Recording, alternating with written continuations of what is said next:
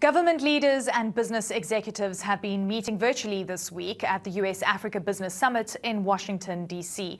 It's being held as the Biden administration moves to expand US business ties with the continent. And it couldn't come at a more crucial moment for Africa, because right now, many countries are facing severe economic challenges brought on by the pandemic. After 25 years of growth, much of the region plunged into recession last year, and with rising COVID cases and a sluggish vaccine rollout, the recovery is expected to take some time. To make matters worse, debt levels have increased sharply.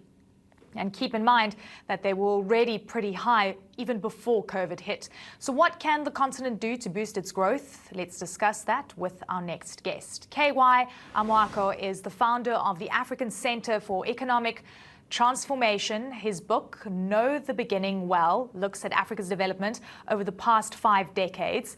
Thank you so very much, KY, for joining us. Really good to see you.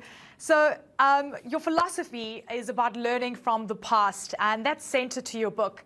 So let's go back. Let's go back to the mid-1970s, and that's when you started at the World Bank.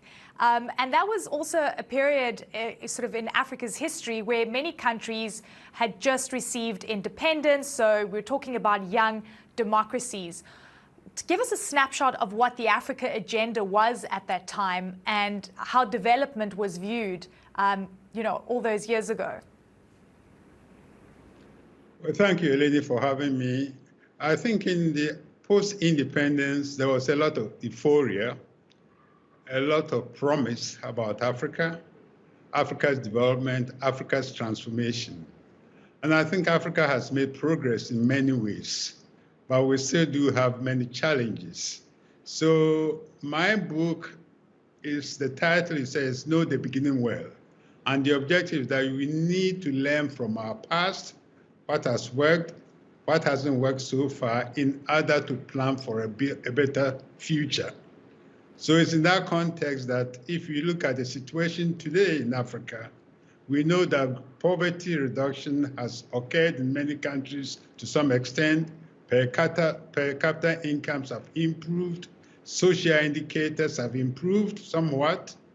Governance on the whole, compared to the early 70s and 80s, have also improved, where today 3 out of 4 Africans live in countries where governance has improved. That's the good news. But at the same time, that's the good news.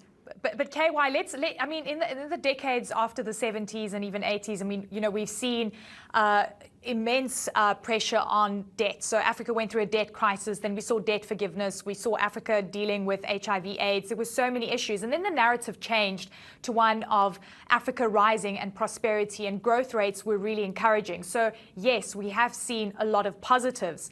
What would you say the biggest lessons over the decades has been that we need to pay attention to so we can secure a better future and break the poverty cycle?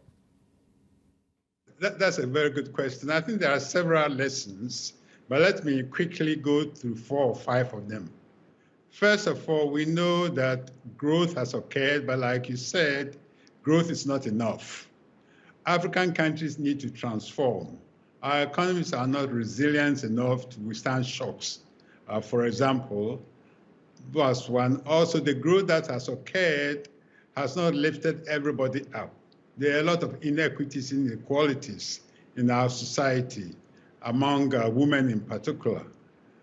Second lesson that we need to know is that, therefore, we need to transform our economies.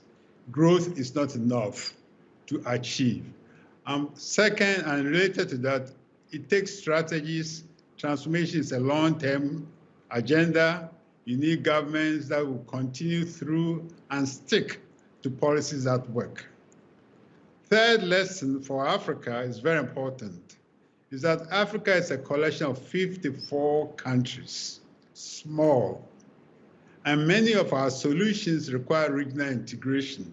African countries collaborating to transform. So regional integration has become even more so important than ever. And above all these things take a lot of leadership, visionary leadership. that will bring smart policies, inspire people so to let's talk greater about heights. leadership. Yeah.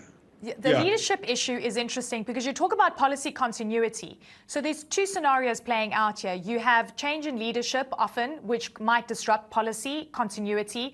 And then you have long-serving presidents that also claim that it's important to continue policy continuity. What is the best model in the African context so that we can create that regional integration you speak of? So, it's sort of one agenda, one policy, one outlook for the continent. I think the question to me is, how do you have continuity? You have different political systems today. You have multi-party democracy in some African countries or many African countries. You have a strong leadership in other parts of the continent. Regardless of system, you need policy continuity. So particularly in the multi-party environment that some countries are in today, how do you ensure that between changes in government, you can have a clear sense of direction, policies, continuity, and bring people around to these broader objectives and pursue the long-term growth? You can't go back and forth. You need to stay the course. Absolutely. So, KY, when I travel into remote areas on the continent, the poverty that I see, the amount of development that is required for the average person, they don't really think about policy and transformation in the way that you and I understand it. They want a better quality of life.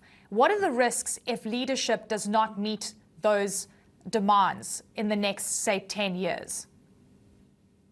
Well, I think one of the biggest challenges we face in Africa, and at the same time the prospects, is the youth bulge. Today, 60% of the population in Africa is under the age of 25. We are not creating enough jobs for our children and for the youth. The longer this continues, you could have a real time bomb on your hand. A lot of frustration, a lot of unemployment. So those are the issues that we face: how to create jobs for our growing population, how to make sure that the jobs are more equitably distributed, income is more equitably distributed, both between the urban and the rural areas, and give people a sense of hope and purpose. So that's what we need to do. Thank you. Thank you so much, KY. Much appreciated. Thanks for your insights.